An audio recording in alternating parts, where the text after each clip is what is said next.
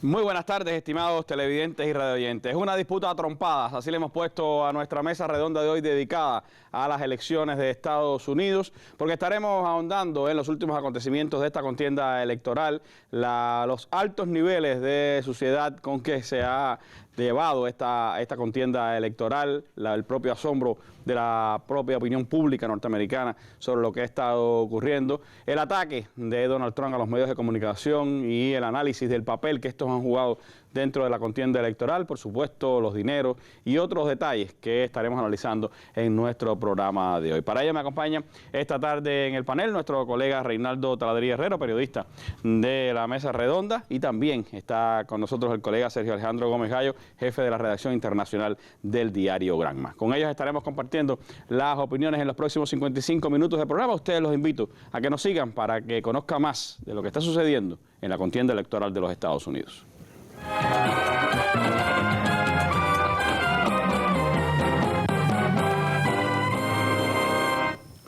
Y antes de iniciar nuestro debate, nuestro análisis del tema de hoy, les propongo, como es habitual, ir a la sección La Noticia del Día. El presidente de Portugal está culminando sus actividades en nuestro país. Hoy dictó una conferencia en el aula magna de la Universidad de La Habana.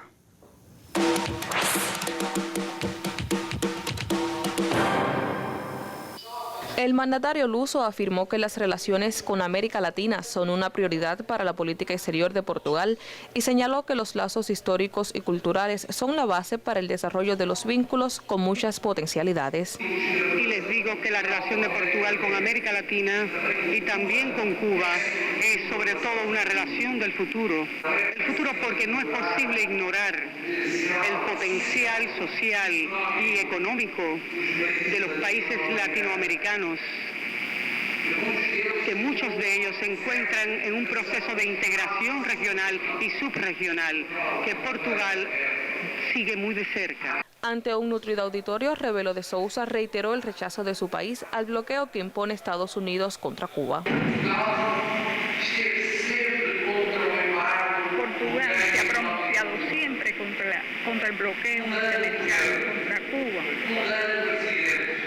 Han cambiado los gobiernos, los presidentes, pero esa actitud ha sido una constante de nuestra política. Después de la conferencia magistral, el dignatario intercambió con los estudiantes sobre diversos temas de actualidad.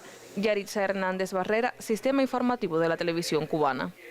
Bueno, el presidente portugués el día de ayer sostuvo un encuentro amistoso con nuestro comandante en jefe Fidel Castro Ruz, el líder de la Revolución Cubana, donde intercambiaron, como se ha informado, sobre diversos temas internacionales y de las relaciones bilaterales y especialmente sobre la votación ayer en Naciones Unidas contra el bloqueo. El presidente portugués reafirmó el compromiso de su país en la condena a esa política y el comandante jefe, por supuesto, la calificó como la peor política aplicada contra una nación y señaló, por supuesto, que Cuba siempre luchará contra ese bloqueo de los Estados Unidos. Después tuvo un encuentro, el encuentro oficial con el general de ejército Raúl Castro Ruz, presidente de los consejos de Estado y de ministros, donde intercambiaron precisamente sobre el estado de las relaciones bilaterales y, por supuesto, temas de interés internacional. Las actividades del presidente portugués han tenido amplia repercusión tanto en Cuba como en su país y están pues culminando ya con su fin en este día de hoy, donde ha estado, como señalábamos, en la Universidad de La Habana. Pues junto a esto ha habido encuentros importantes de empresarios, de hombres de negocio de Portugal y Cuba, en un momento en el que además está ya casi comenzando la Feria Internacional de La Habana, que promete ser un gran evento este año acá en nuestra capital. Esa es nuestra noticia del día. Los invito a que sigan con nosotros en esta mesa redonda, en la que, como hemos anunciado, al final de la misma estaremos estrenando un videoclip de la canción que le dedicaran a Baracoa, un grupo de artistas cubanos encabezados por Raúl Torres, y que es un homenaje al pueblo de la Villa Primada de Cuba después de los embates sufridos con el huracán Matthews. Los invitamos entonces a que nos acompañen en la mesa redonda de hoy.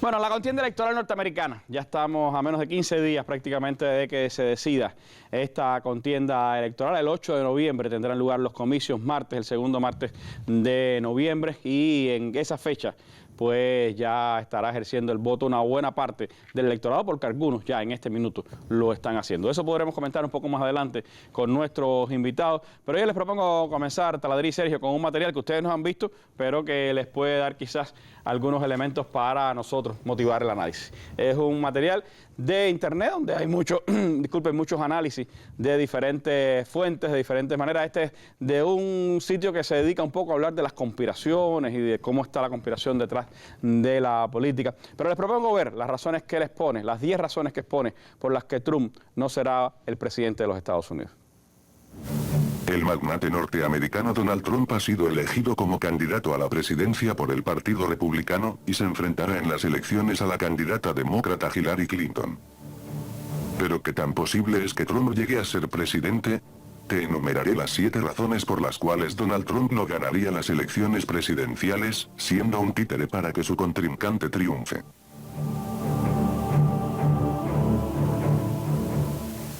Es el primer candidato desde 1952 en no haber ocupado ningún puesto político antes de presentarse como aspirante a la presidencia. Si miramos el recorrido político de Trump, solo se basa en apoyo y contribuciones a antiguos candidatos de los Estados Unidos. En 2012 apoyó a Mitt Romney y en los años 80 apoyó a Ronald Reagan.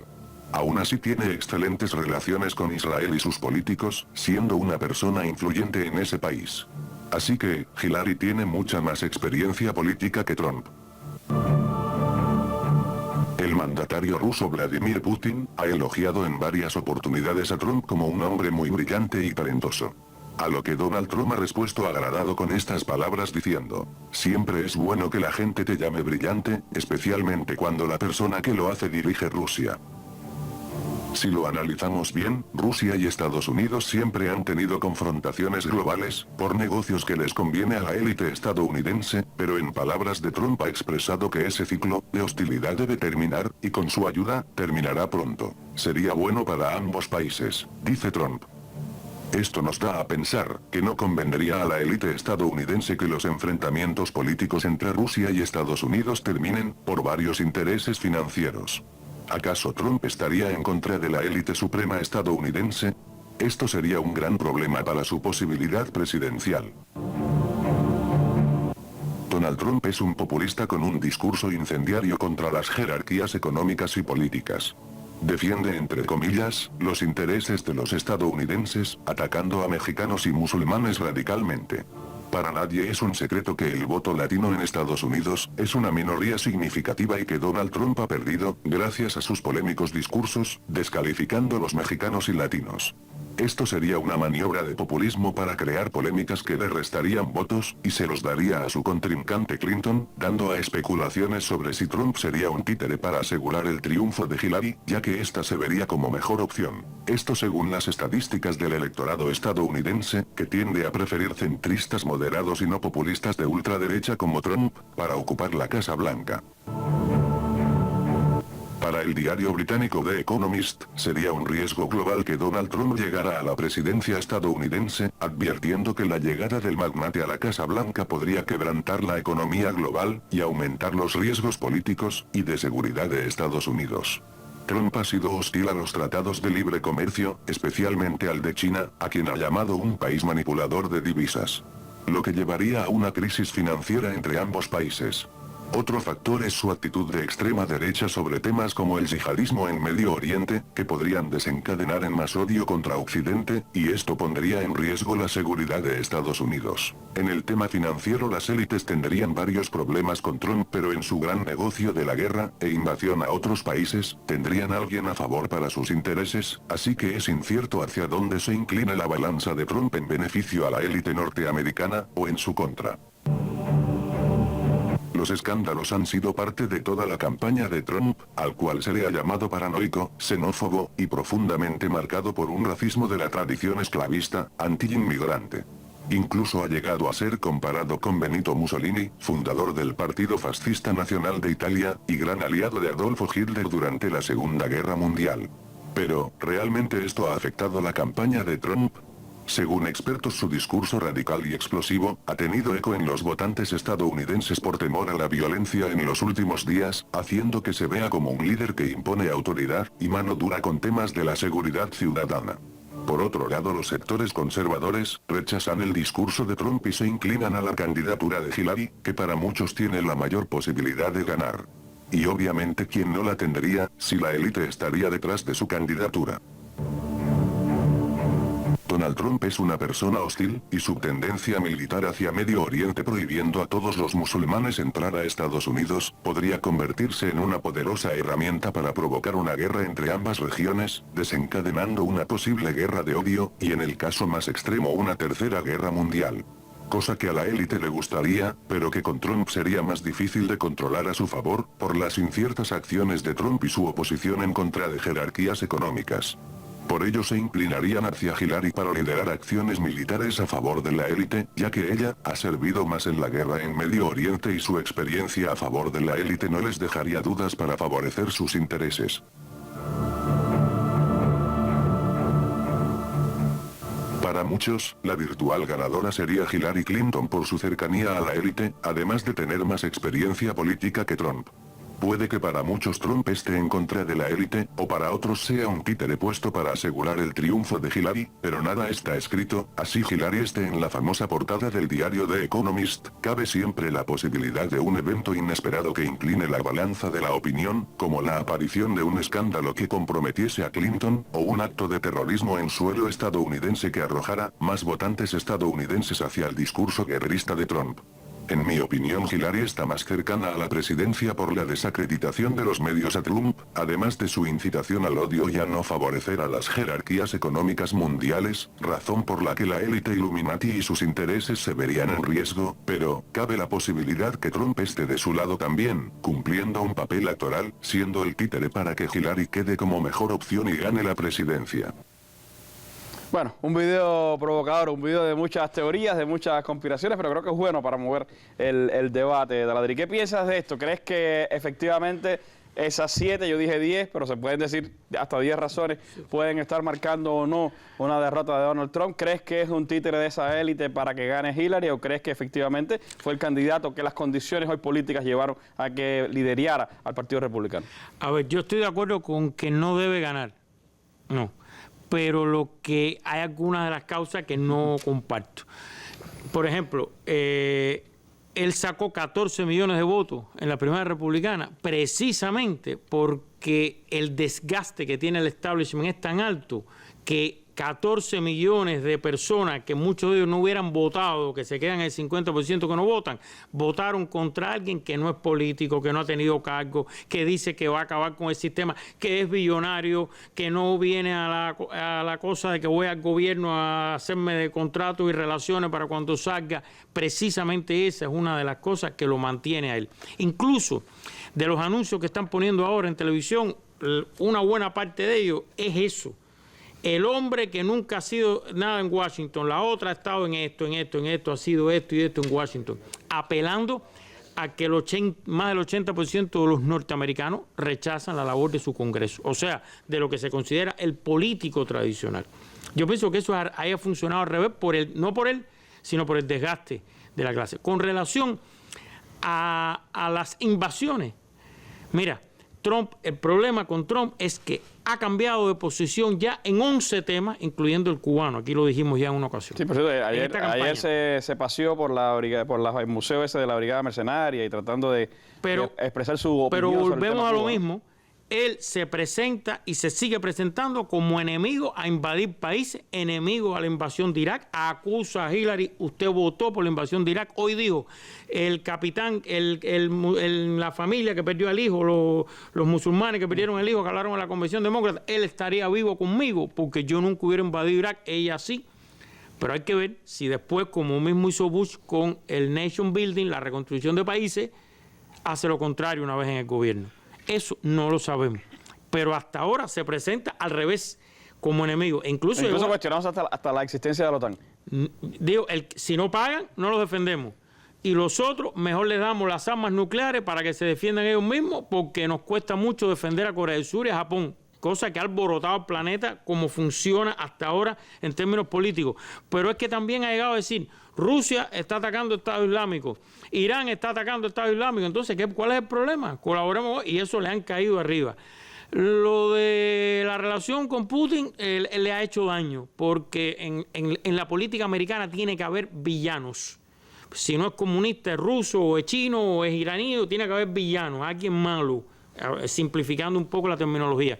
Y sí le ha afectado la relación, si es real o no, porque a lo mejor si llega a la presidencia es peor y empeora las relaciones con Rusia. No lo vuelvo a decir, es una caja de sorpresa. Y, ojo, si después mañana nos enteramos que antes de que él anunciara su candidatura se reunió con Bill Clinton en privado y tuvieron una larga reunión, etcétera, etcétera, etcétera, que eso pasó.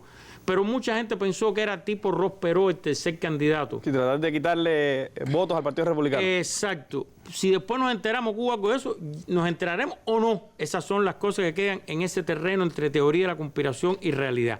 No obstante, esta campaña es reflejo de los cambios profundos que se están produciendo demográfica, social y políticamente en el sistema americano, que va a tener que ser reorganizado de alguna manera. Y número 2, es todo tan diferente, ha sido todo tan diferente que un video como este es lógico que aparezca con 7 y más razones.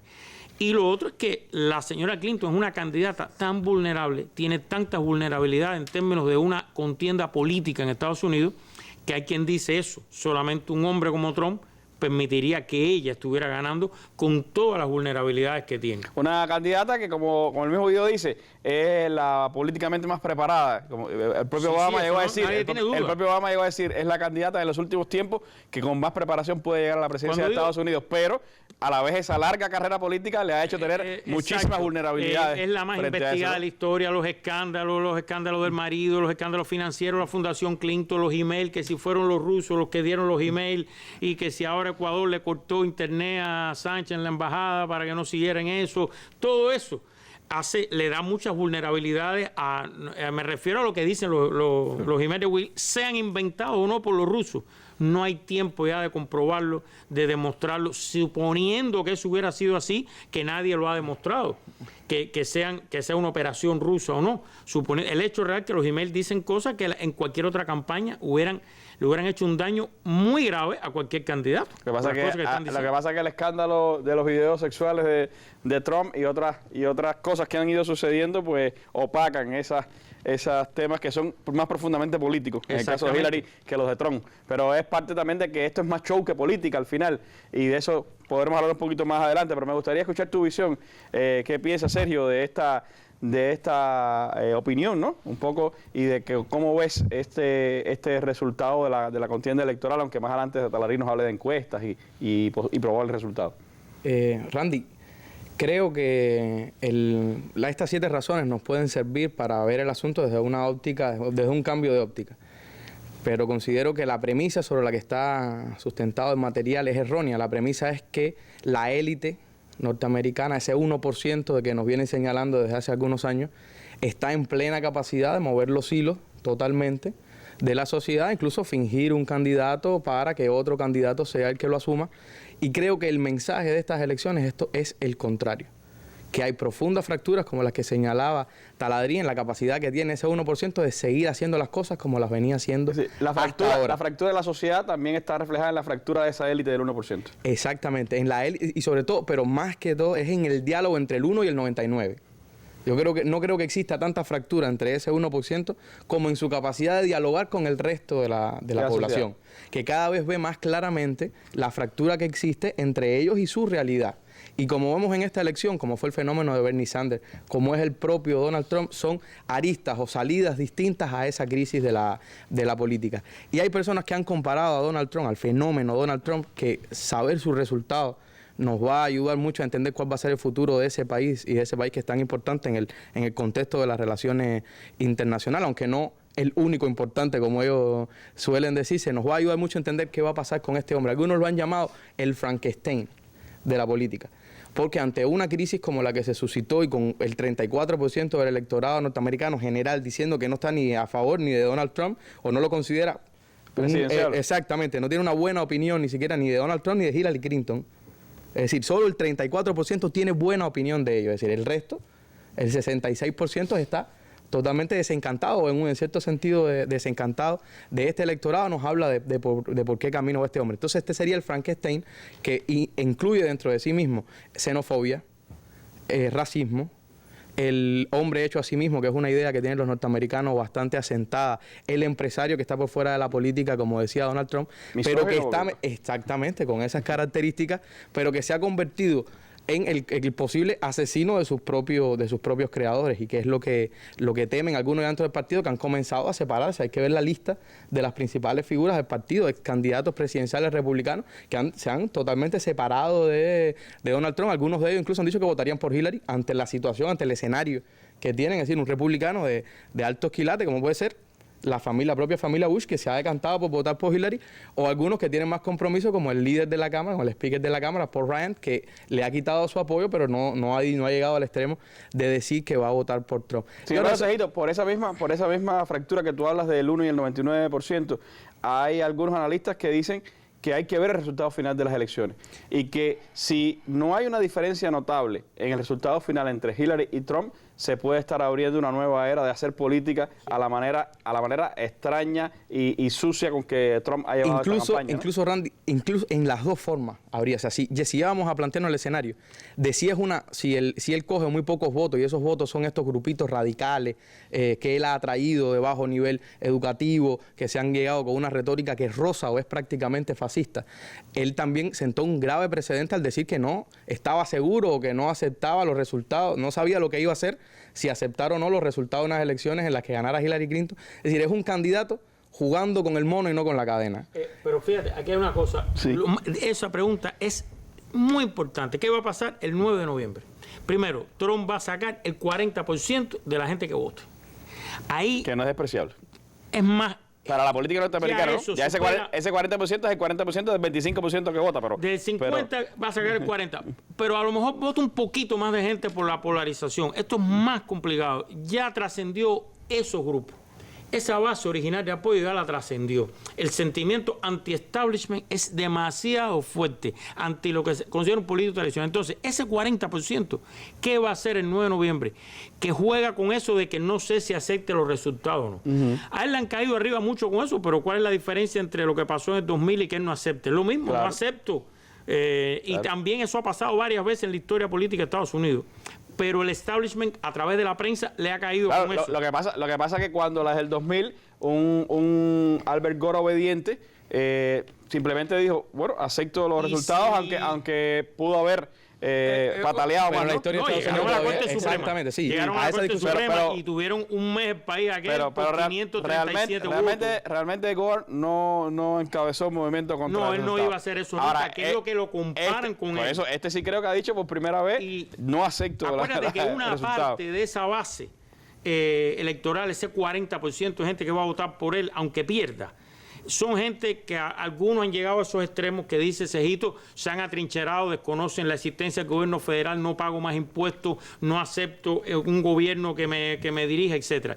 Y si se crea un movimiento, como ellos dicen, que sea la génesis de un tercer partido, se fractura ese partido republicano en dos, porque sacó 14 millones de votos en las primarias, sacó más votos que los últimos candidatos republicanos en las elecciones primarias, o sea, llevó a votar a gente que no votaban demócratas, pero nunca votaban por un republicano. Y si eso termina en un movimiento... ¿Qué tú crees, Tejito? No, yo le decía a Taladrí, va a pasar lo mismo. Si son poquitos, así son muchos. Porque si son muchos, como tú decías, abriría una nueva etapa. Es decir, hay un camino aquí con una retórica, con una forma de hacer política, apelando a resortes que tienen preocupado al mundo entero, que es efectivo. Y quería señalar, como decía Taladrí, que tampoco está del todo claro, a pesar de lo que están diciendo las encuestas. Están hablando ya de que Hillary se llevaría 400 votos de colegios electorales o votos de colegios electorales, lo cual sería arrollador. Pero quiero señalar un efecto que en Estados Unidos es muy conocido, Taladrí seguramente lo maneja mucho mejor que yo, el efecto Bradley.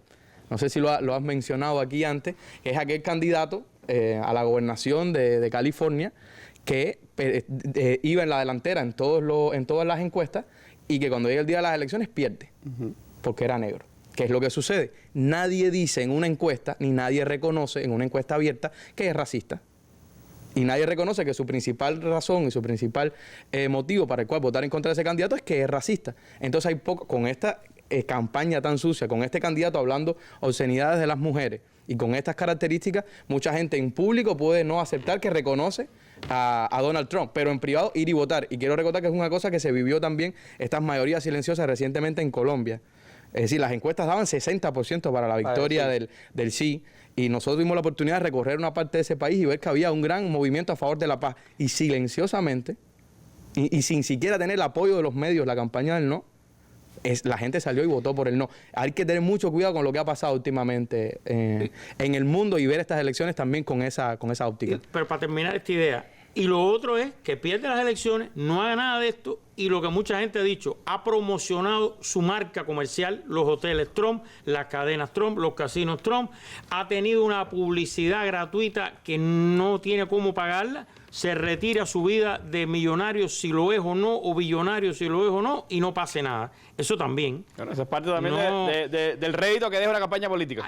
Con una personalidad así, yo no sé qué va a ser el 9 de noviembre, si iniciar un movimiento con esos millones de votantes o si se va a retirar a sus negocios, a los cuales le da una publicidad tremenda. Pero vamos a llegar hasta el 8 para después hablar del 9, entonces les propongo seguir aquí en nuestra mesa redonda.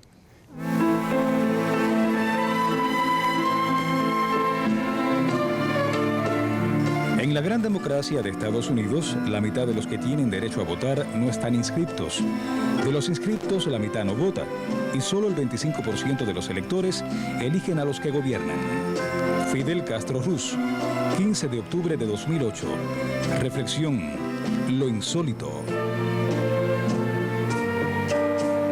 Amplio análisis de los acontecimientos que marcan al mundo, con reconocidos periodistas y especialistas de temas globales y regionales. Los temas internacionales en la mesa redonda. Nuestras armas son las ideas.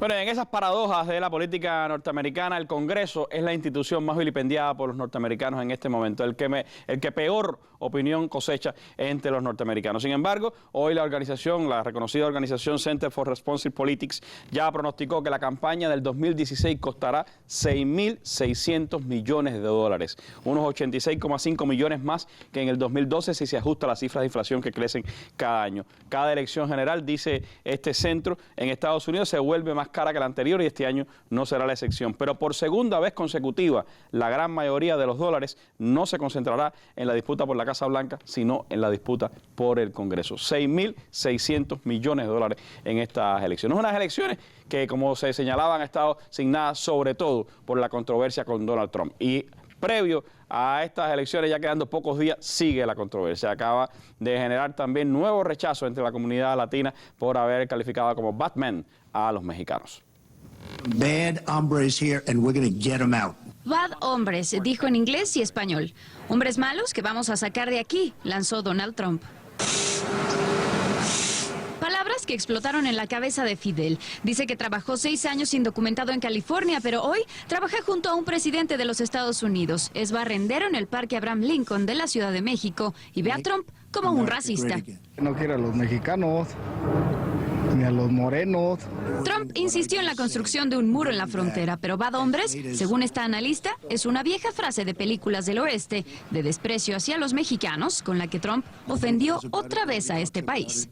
Claramente en estas películas los mexicanos eran los malos. Pero la mayoría de los mexicanos que viven en Estados Unidos lo único que quieren es trabajo. El año pasado dijo que México envía violadores y personas con problemas a Estados Unidos. Hoy, la respuesta a su frase no se hizo esperar, con twitters como este. Bad hombres, únanse, asegúrense de votar el 8 de noviembre y haga que su voz sea escuchada. Publique sus bad hombres y etiquétanos. Fidel dice que Estados Unidos necesita a los mexicanos. Los mexicanos le trabajan su tierra, sin los mexicanos allá los americanos no son nada. Y dice también que si Lincoln viviera, sentiría vergüenza por Donald Trump. Bueno, es parte de esa controversia que se ha generado y que ha tenido pues amplia repercusión en los medios de comunicación. Hay elementos importantes, Sergio, en el análisis de una campaña electoral en los Estados Unidos. En esta en lo particular hay dos que resaltan. Uno, el tema de que muchos analistas dicen que es la más sucia que recuerdan en la historia, al menos en los últimos decenios en Estados Unidos. Otros hablan del papel que están jugando los medios tradicionales de comunicación. Si en la elección de Barack Obama fueron la internet, los medios digitales los que llevaron la contienda, en esta se habla de que son los medios tradicionales de Washington Post, de New York Times, los que están marcando la contienda. ¿Cómo ves estos dos elementos dentro de la contienda electoral? Randy, yo creo que para hacer el análisis final, y parecería algo simplista, hay que esperar el resultado de las elecciones. Porque como decía Taladrí, los medios tradicionales le han ido con todo a Donald Trump. Pero hay un fenómeno de comunicación que se expresa sobre todo en las redes sociales. Y es el hecho de que, por ejemplo, cuando salieron del tercer debate los dos candidatos y se hacen las encuestas, hay un grupo de personas importantes que se pronuncia más sobre Trump que de Hillary Clinton. Y entonces ha sido muy contundente el New York Times. Yo recuerdo que sacó, antes de este escándalo de los comentarios de Donald Trump sobre las mujeres, sacó un artículo citando, se llamaba Las mujeres de Trump o algo así se llamaba el artículo, citando historias de que Trump llevaba a uno de sus edificios a una modelo, una supermodelo que no conocía de antes y le pedía de favor que entrara a un locker, a un camerino y se cambiara y se pusiera un traje de baño. O sea, ¿qué tipo de persona invita a una persona a una fiesta a su casa y lo que le pide sin conocerla previamente es que se cambie de ropa y se ponga un traje de baño? Ha sido esta historia de las elecciones una prueba también de que los medios de comunicación, como el New York Times, como el Washington Post, están perdiendo junto con la clase política su influencia sobre la gente. Porque como decía Taladrí, un reportaje del New York Times con historias de mujeres avaladas de ese tratamiento hubiera destruido a cualquier político hace 20 años. No sé si Taladrí está de acuerdo. Menos que eso. Entonces, ¿qué quiere decir? Que el New York Times le entre con todo de esa manera a Donald Trump. Que el Washington Post haga la filtración de la grabación de eso. Que todos estos escándalos y los políticos sigan vivos. Yo creo que es un fenómeno. Y apelando a la sociedad, es decir, a los términos sucios, angry exactamente. woman, y por eso creo que si llegamos al resultado de las elecciones y no es tanta la diferencia con la que gana Hillary Clinton, estaríamos viendo una prueba del debilitamiento de los grandes medios norteamericanos sobre la influencia de la gente. Ben Rhodes dio una entrevista muy interesante. Fue un perfil realmente partiendo de una entrevista que le dio Ben Rhodes a los medios donde habló un poco de cómo estaba funcionando los medios de comunicación en los Estados Unidos y realmente la sociedad. Fue un impacto en la sociedad, porque entre otras cosas... El hombre que es un poco el cerebro de comunicación de Barack Obama, ¿no? Y uno de sus principales asesores, que en Cuba se conoce bastante... Hoy, por cierto, dio una entrevista importante sobre y es uno de los principales asesores, por no decir el principal en el tema Cuba, pero él hablaba de la capacidad que tienen ya no solo las empresas, los sectores de poder, de crear spin o crear círculos viciosos que influyen a la prensa, sino de la propia clase blanca. Pero decía una cosa más preocupante para esos medios de comunicación. Decía, las personas deciden cada minuto en quién confiar. ¿Eso qué quiere decir? Eso quiere decir que la tradición periodística norteamericana, la tradición de estos medios de comunicación que llevan algunos de ellos 200 años informando al pueblo estadounidense, se pierde en un día. Eso quiere decir que en las redes sociales está el doble flujo de la información, que hay líderes de opinión que se van creando todos los días, que lo que la gente diga en Twitter o que la gente haga en Facebook tiene capacidad de influir a grandes grupos de personas y eso son fenómenos instantáneos prácticamente, y que estos otros grandes medios que están haciendo este esfuerzo realmente por salvar la dignidad, al menos la dignidad o el decoro de unas elecciones presidenciales que, como tú dices, parecen un reality show. Estamos detrás de los chismecitos, estamos detrás de los escándalos. Casi de lo menos que se ha discutido de política. Exactamente, con un planeta, un país que tiene profundos problemas, un planeta con un Estado islámico del otro lado, que es una preocupación, no solo para los Estados Unidos, sino para el mundo entero, con unas diferencias sociales cada vez crecientes, y estamos preocupados entonces por las conductas sexuales de Donald Trump. Esa es parte de cómo se ha ido cada vez más teatralizando la política norteamericana, se va convirtiendo más en show que en realidad, y es parte, yo creo, también de ese análisis. Ahorita hablaba Sergio Taladrí, no sé si tú coincides con eso, con el papel que está jugando la élite dentro de este proceso electoral y cómo se aleja esa élite de la visión real que tiene el pueblo norteamericano de lo que está sucediendo y qué influencia puede tener o no esos 6.600 millones de dólares que estamos hablando, hacia dónde están corriendo esos millones de dólares, ¿no? A ver, la mayoría de ese dinero viene de las élites. Obama logró en el 2008 aquella récord de donaciones de 10, 20 dólares. Que después se los rompió Bernie Sanders. Bernie Sanders lo superó. Es el mismo grupo aquel, el mismo sector aquel que después tuvo algunos en Occupy Wall Street, después tuvieron en la campaña de Bernie Sanders. Con Obama era el cambio, con Bernie Sanders se usó la palabra revolución. Hillary, en esa grabación secreta que le hicieron con un grupo de donantes en una cena, explica que ella entiende a los votantes de Bernie Sanders, que viven en el sótano de los padres, que no tienen los empleos que aspiran, y que la palabra revolución, lo dijo Hillary Clinton, no lo digo yo, Hillary Rodham Clinton, le resulta muy atractiva. Ese dinero va a que la élite republicana, o los que están cercanos, la preocupación que tienen es, muchos de ellos están dando ya a Trump por perdido. El temor que tienen es que la derrota de Trump tan anticipada, ya sea por abstención o por votación en contra, arrastre a que pierdan el Senado y pierdan la Cámara. Y entonces, es la gran preocupación que tienen. ¿Qué es lo que hizo Paul Ryan? Enseguida salió. ¿Qué hizo? Yo sigo endosando, o sea, mi voto es por Donald Trump, pero no lo voy a defender más, ni voy a aparecer en ningún meeting más con él. Y la cantidad de senadores y representantes que están sacando anuncios, distanciándose de Trump.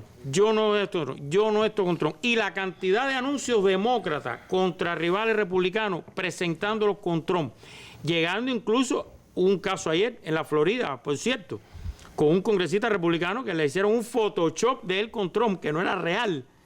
Y lo hizo el Comité Nacional, lo hizo el Partido Demócrata.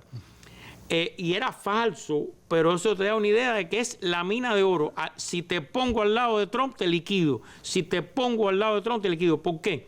90% de los negros... Eso puede explicar por qué en estas elecciones también hay más dinero para el Congreso que para la contienda de la Casa Blanca. Aprueba las leyes que a veces no se discuten, que nadie se entera? ¿Quién aprueba las enmiendas? Cuando yo quiero pasar un oleoducto, ¿a dónde tengo que ir? Al Congreso. El Ejecutivo es clave.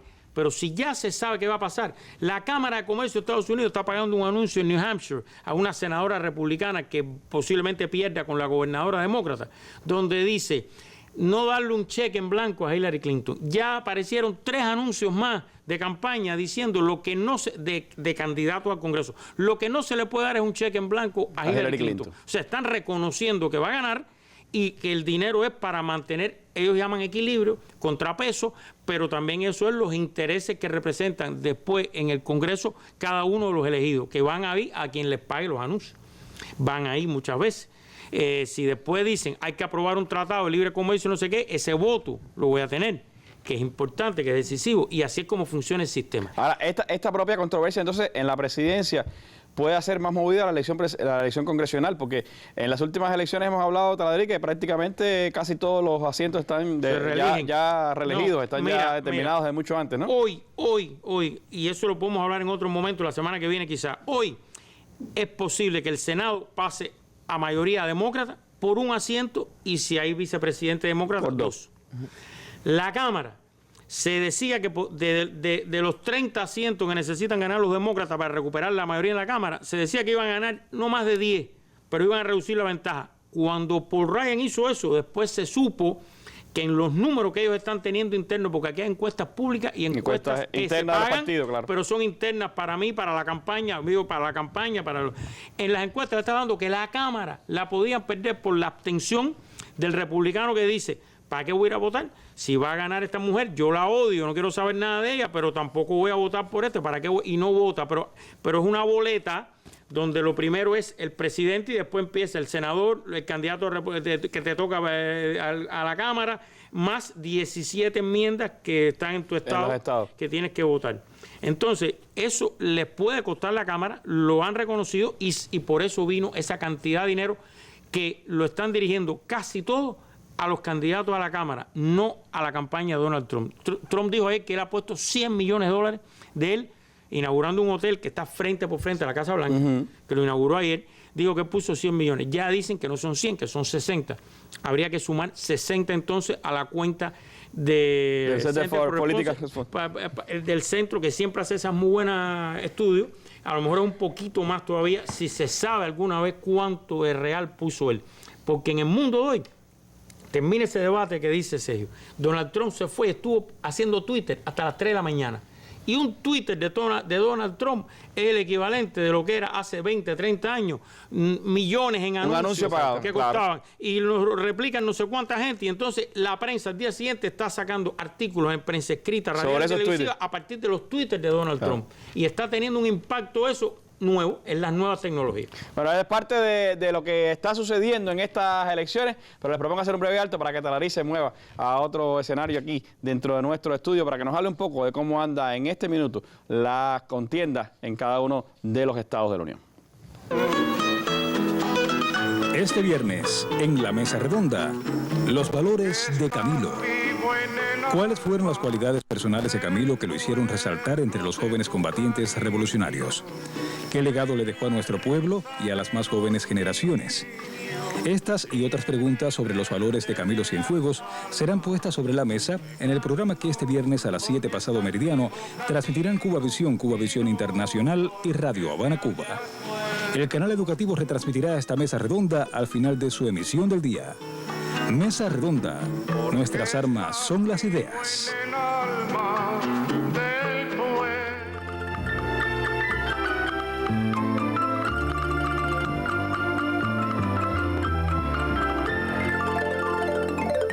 Bueno, muchas interrogantes siempre nos llegan a través del correo electrónico o llamadas telefónicas sobre cómo es posible que alguien pueda ganar los votos populares en Estados Unidos y no gane finalmente la elección, cómo es esa dicotomía entre votos populares y votos electorales. Yo propongo ver este pequeño material que hizo una televisora latina en Estados Unidos, Telemundo, y después vamos con Talarí a escuchar cómo está en este momento la contienda.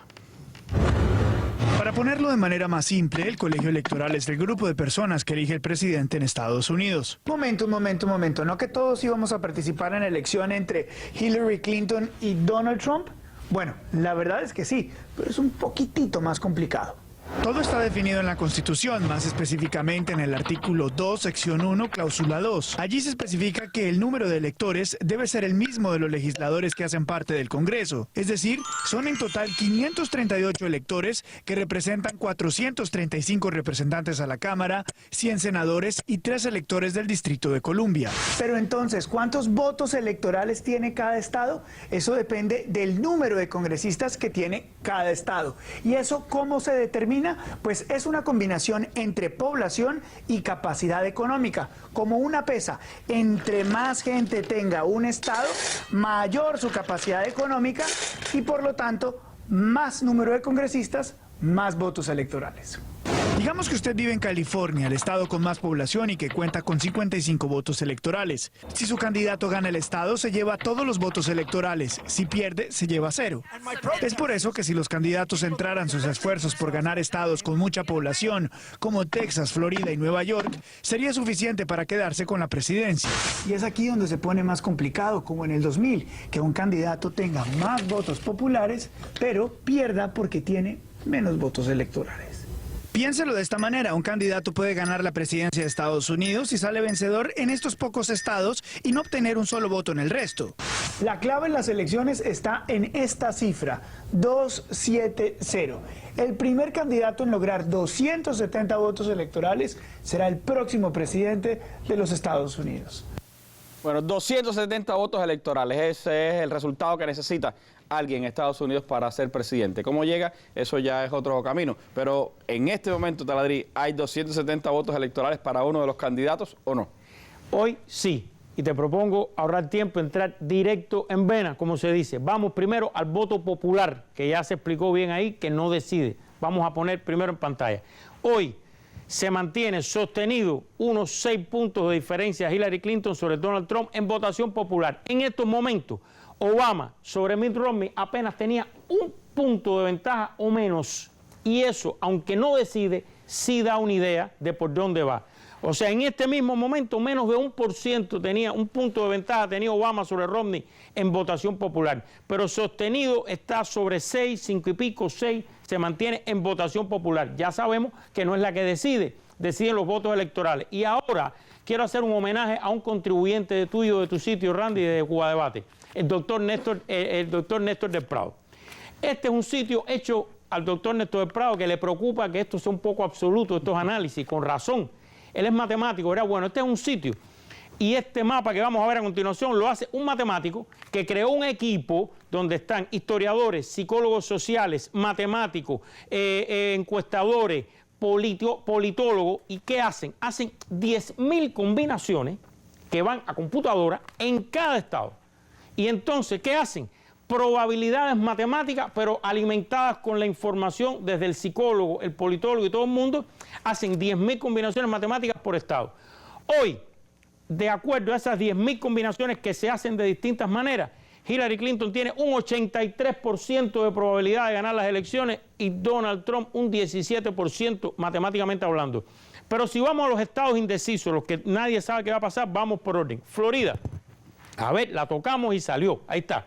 Florida, hoy Hillary Clinton ha bajado, estaba en 70 la semana pasada, 66% de probabilidad de ganar la Florida.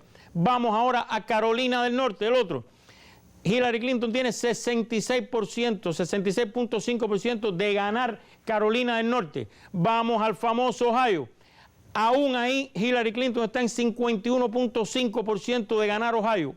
Iowa, otro indeciso, aquí está. 54.3% de probabilidad de acuerdo a este tipo de cálculo de ganar Ohio. Nos vamos hacia el oeste. Increíblemente, el estado de John McCain no ganado por los demócratas en decenios, 51.2% de probabilidad de que lo gane.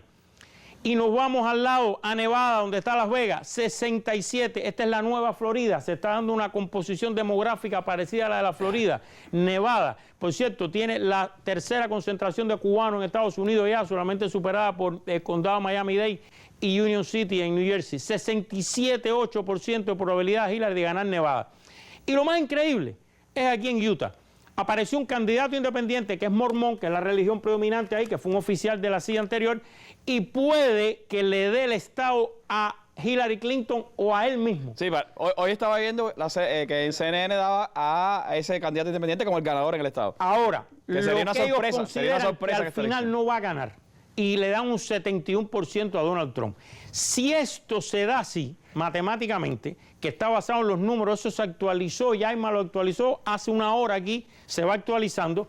Vamos a poner un mapa de qué pasaría si las elecciones fueran mañana viernes. Vamos a ver. Aquí está. Hillary Clinton sacaría, esta cuenta yo la arreglé un poquito, le voy a decir por qué. 322 votos electorales de los 270 que necesita para ganar y Donald Trump 216. ¿Por qué razón? Yo le di Ohio a Donald Trump, aunque los números se lo dan por 1, por 0 pico a Hillary, pero al final hay un sector ahí que no me convence. Y le di el estado de Arizona por tradición, en eso tiene que ver tradición, historia, sociología, etcétera, etcétera, latinos aparte, se lo di a Donald Trump.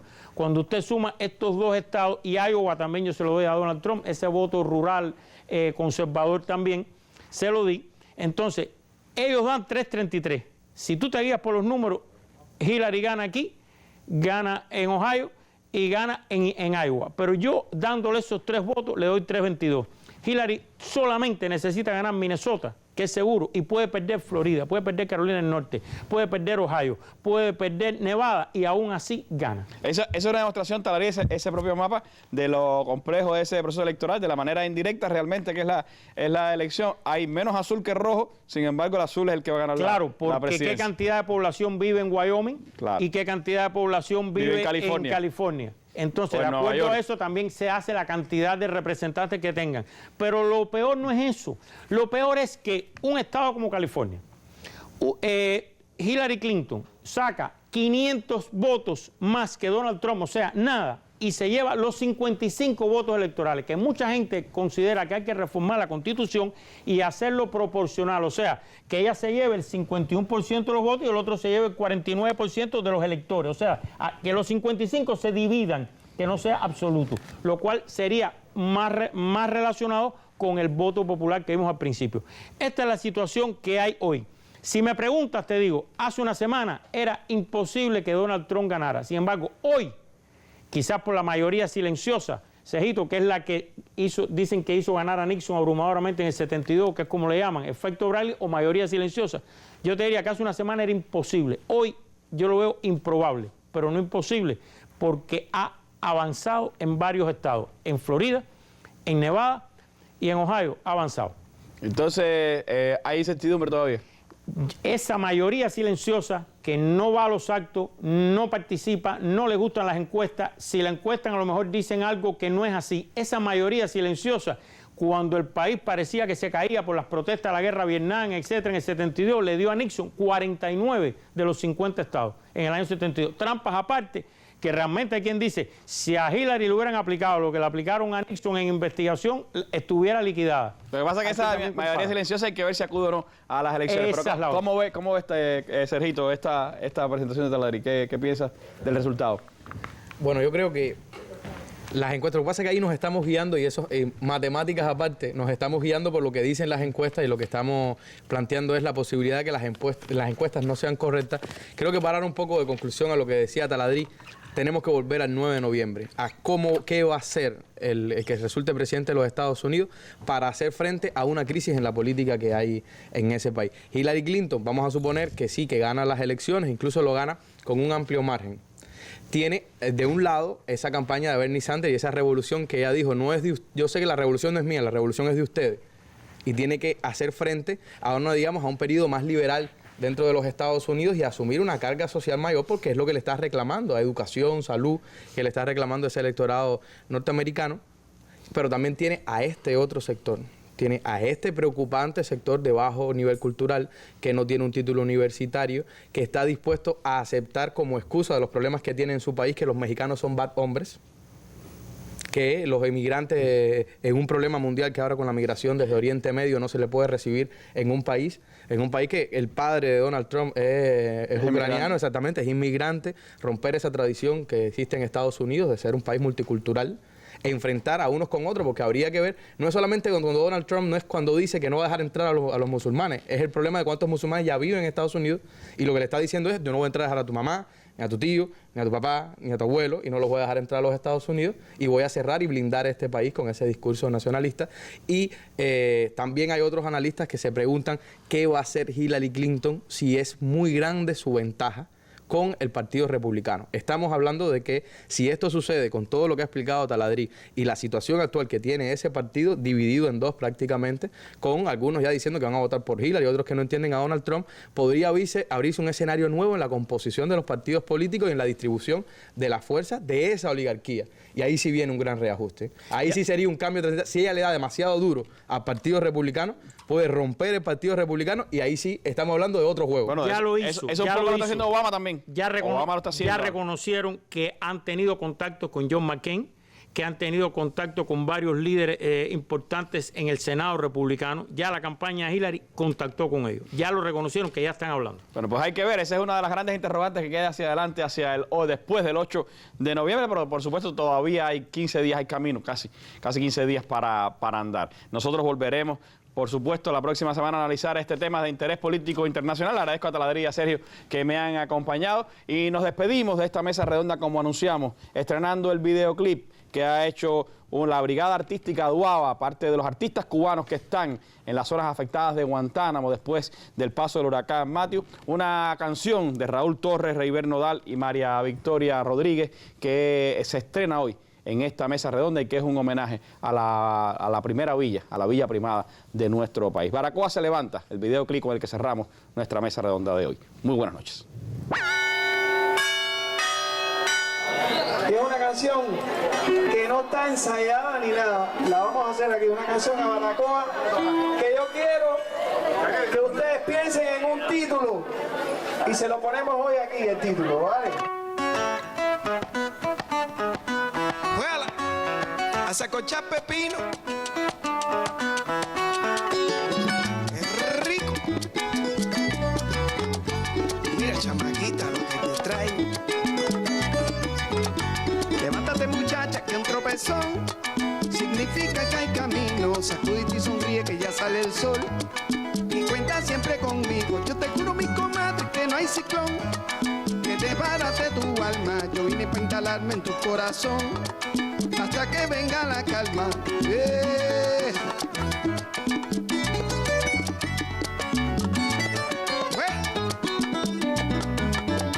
Levántate que el tiempo todo lo cura. Ciudad de la poesía, asombro de Colón fue tu tierra bella. Y eres bella todavía. Perdona si los vientos te han maltratado. Tu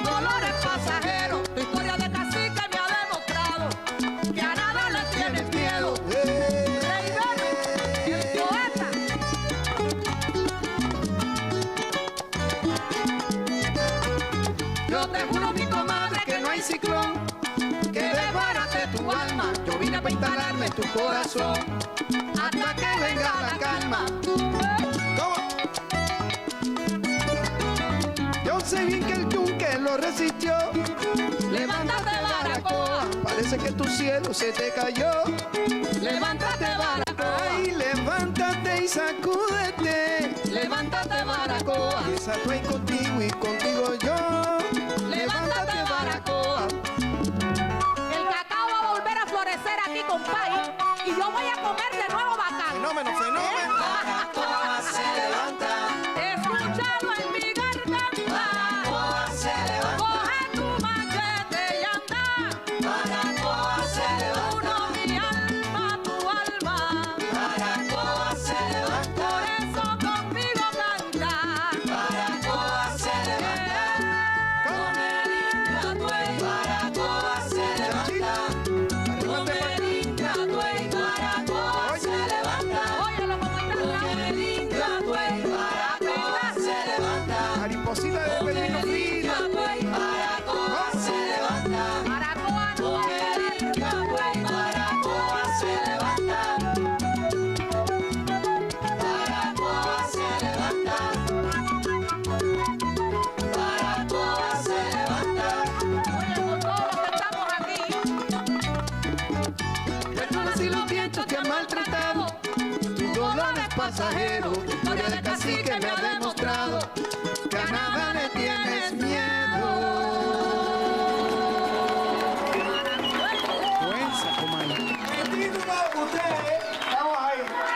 Se lo dejamos, seguro que sí. Que son bravos. Se llama Baracoa se levanta, dice allí.